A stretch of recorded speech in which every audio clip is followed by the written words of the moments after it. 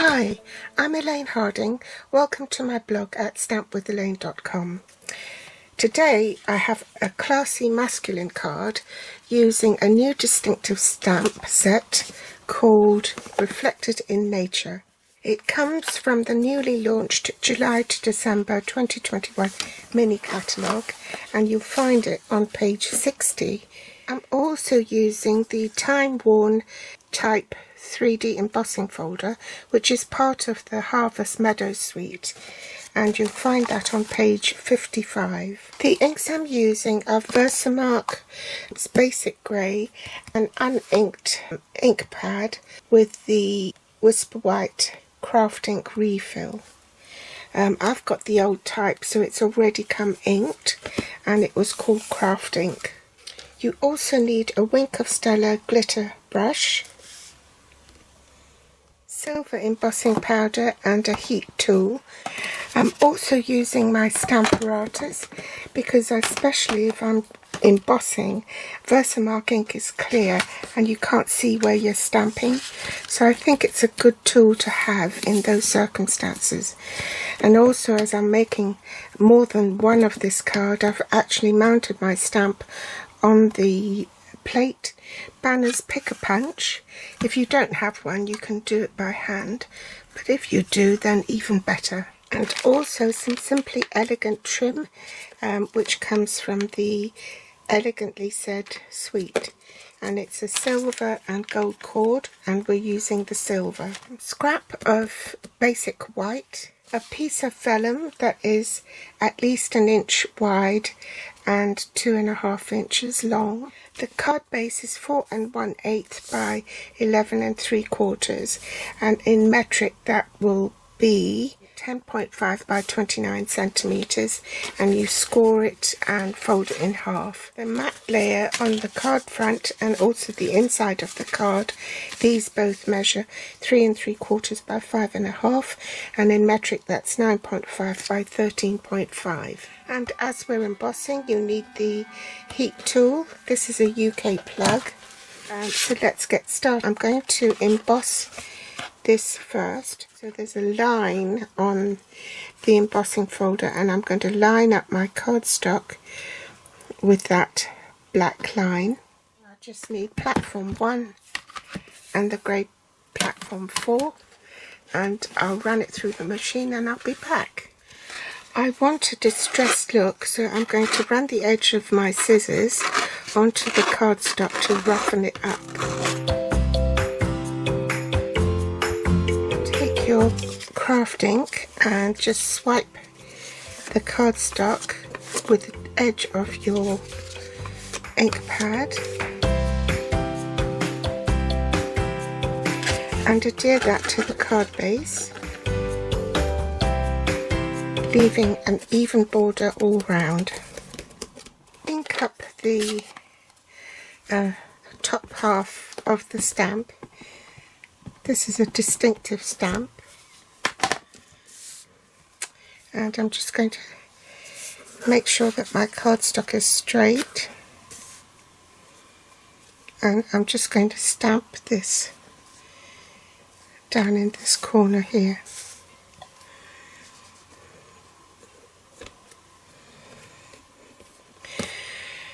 There's also a little eagle. I'm going to stamp that up here. Let's glue that inside.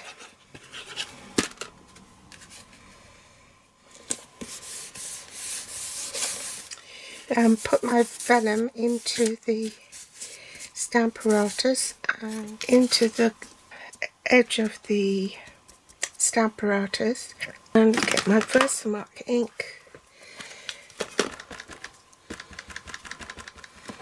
and stamp. Bring in my embossing powder and sprinkle it with silver embossing powder. Use the heat tool and heat emboss it. Now I'm going to trim it down to 1 inch.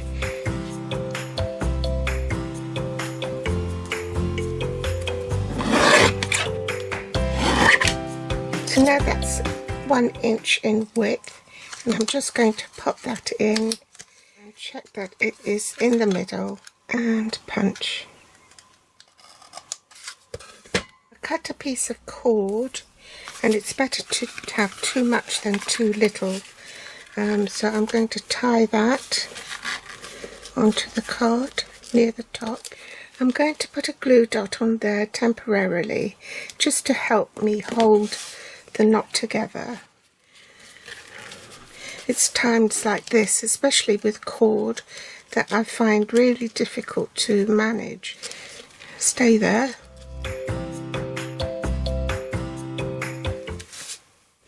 Now I wanted to show you different effects using this distinctive stamp.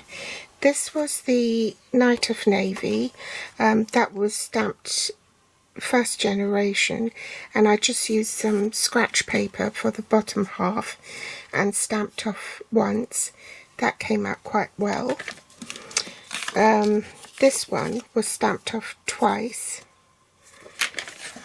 so I don't know which is better. Probably this one. That I used a different coloured ink, and I didn't like that at all. That was balmy blue on the bottom and stamped off once.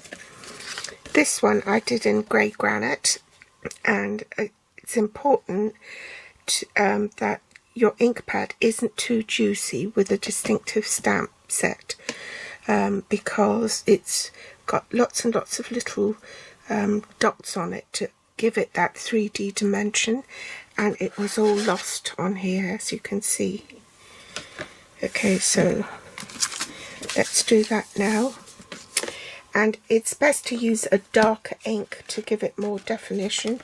If you use too light an ink, it loses its effect. This one I did in basic grey, and that's mainly the reason why I'm working with the Stamparatus, because if you want to stamp on the same area again, you can without fear of not getting the stamped image in the exact same spot as you stamped previously. So I'm just going to take a scratch piece of paper and stamp off the bottom bit here. The good thing about this stamp is that it has two distinct areas, as you can see, so it's easy to stamp off the bottom half.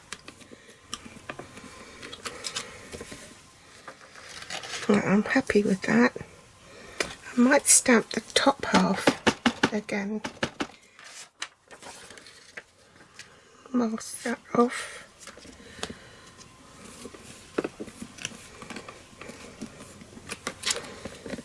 So I want this rough and ready effect. So the way to achieve that is by tearing the paper towards you. I'll show you. If you tear the paper towards you, it leaves this sort of rough edge as the core of the paper is exposed. And if you tear it the other way, this is the edge you get. But I want the texture, so I'm going to tear it toward me. And you need to tear it the same way, all the way round. Careful you don't tear the stamped bits as well. Glue that piece onto my card base, like so. Now on Top Tip Tuesday I showed you a trick with the punch to do a bread type tag. So this is an inch handheld punch. So it's only a tiny circle, and I've snipped in the middle of the circle, and then all you have to do is just attach it to your card and take off the glue dot now. And then just pop that in underneath the bow, like so. And if I don't want it to fall off, I add a glue dot just underneath so it doesn't show. Oh, I need that higher up.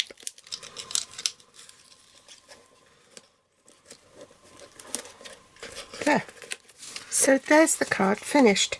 I know I've always said with masculine cards, keep it simple, don't put bows and stuff in it, but I think that's quite acceptable. So that's the inside of the card. The advantages of using a type of tag like that is that you can switch the sentiment around, so if you need it for a different occasion you can. And I've deliberately left the inside blank because I never know who I'm going to give it to, and it means I've got the flexibility. So I hope you've enjoyed today's tutorial. It can be a winter scene. It's from the Christmas catalogue, and you can switch it around to make it into a Christmas card, but I just wanted to show you an alternative way of using it instead of over Christmas. Thanks for joining me today. All the supplies are listed below in the Show More section. You can also find me on Facebook, Pinterest or Instagram. And if you want to read more about it, then do hop over to my blog at stampwithelaine.com. Thanks for watching. Bye.